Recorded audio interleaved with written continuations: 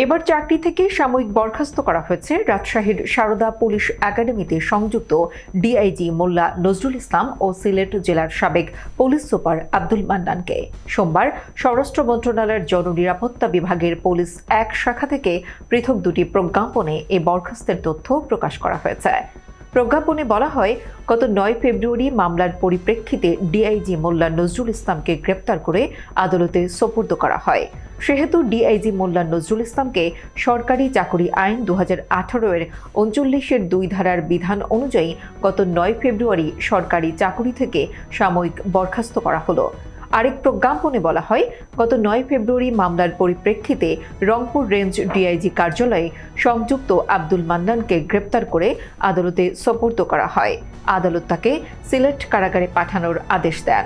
সেহেতু police super Abdul মান্নানকে সরকারি চাকরি আইন 2018 এর 39-2 ধারার বিধান অনুযায়ী গত 9 ফেব্রুয়ারি সরকারি চাকরি থেকে সাময়িক বরখাস্ত করা হলো।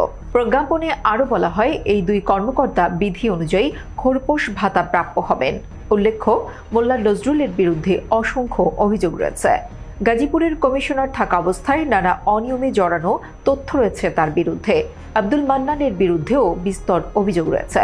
এর আগে গত 11 মার্চ গ্রেপ্তার হয়ে কারাগারে থাকায় সরকারি চাকরি থেকে ঢাকা মহানগর পুলিশের সাবেক উপকমিশনার মোহাম্মদ শহীদুল্লাহ, বাগেরহাট জেলার সাবেক পুলিশ সুপার আব্দুল হাসানাত খান ও নোয়াখালীর সাবেক পুলিশ সুপার মোহাম্মদ আসাদুজ্জামানকে সাময়িক বরখাস্ত করা হয়।